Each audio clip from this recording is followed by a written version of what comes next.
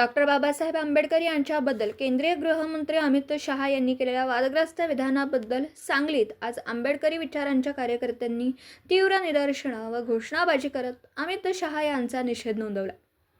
यावेळी तडीपार गुंड अमित शहा मुर्दाबाद, अमित शहा राजीनामा द्या, अमित शहा माफी मागा, तडीपार अमित शहा चले जाओ अशा घोषणा देण्यात आल्या। यावेळी पोलिसांकडून आंदोलन दडपण्याचा प्रयत्न करताच अमित शहा यांच्या पुतळ्याला जोडे मारो आंदोलन करण्याचा प्रयत्न करताच पोलिसांनी पुतळा आंदोलकांच्या हातून काढून घेताना कार्यकर्त्यांशी त्यांची झटापट झाली। यावेळी पोलिसांनी काही आंदोलकांना ताब्यात घेतलं। केंद्रीय गृहमंत्री अमित शहा यांनी डॉक्टर बाबासाहेब आंबेडकर यांच्याबद्दल वक्तव्य करून भारताच्या धर्मनिरपेक्षतेला ठेच पोहोचवण्याचं काम सभागृहात केलं।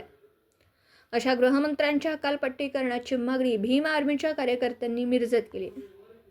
भारताला स्वातंत्र्य मिळून आज 70 ते 75 वर्ष पूर्ण झाले, पण या भारतात अजून सुद्धा दलित समाजाला तसेच मुस्लिम समाजाला व बहुजन समाजाला अजून सुद्धा म्हणावं तसं स्वातंत्र्य नाही आहे। हे गेल्या काही दिवसांपासून या भाजप सरकारची सत्ता या महाराष्ट्रात किंवा देशावर आल्यापासून दिसून येत आहे। कालच अमित शहांनी ज्या भारताचे शिल्पकार आणि संविधान आमचे राष्ट्रपिता म्हटले तरी काय अडचण नाही, त्या बाबासाहेबांच्या बद्दल आंबेडकर असे एकेरी भाषा वापरून त्यांना अपमानास्पद शब्द वापरले गेले। त्यामुळे अमित शहा यांनी कालच म्हणले की बाबासाहेबांचं अनेक वेळा नाव घेता, असं देवाचं नाव घेतलं असतं तर तुम्हाला स्वर्ग भेटलं असतं।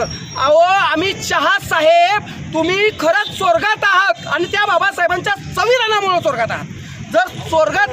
जर संविधान नसतं तर तुम्हाला कुणी कुठे कामाला पण ठेवून घेतलं नसतं साहेब। आणि प्रथमतः ही गोष्ट साहेब तुमचा आम्ही या दलित महासंघातर्फे निषेध करतो। तुम्ही भीमप्रेमींची अत्यंत दिशेला भावना ही केलेल्या आहेत, दुखावलेल्या आहेत। तसेच त्यांच्यावर कायदेशीर बाबीनं बाबासाहेबांच्याबद्दल अपशब्द वापरला म्हणून त्यांच्यावर कायदेशीर अट्रॉसिटी पद्धतीनं गुन्हा दाखल व्हावा। तसेच काल परभणी येथे जो काय आमचा भीम सैनिक सोमनाथ सूर्यवंशी याच्यावर पोलिसांनी केलेल्या मारहाणीत तो मरण पावला, त्याला मारलं गेलं।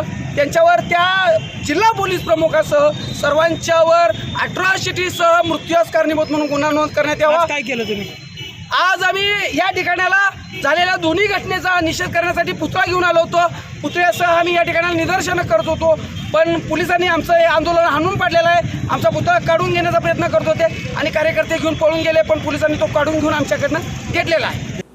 दिवसभरातील घडामोडींचा आढावा घेण्यासाठी पाहत रहा N24 मराठी न्यूज चॅनल।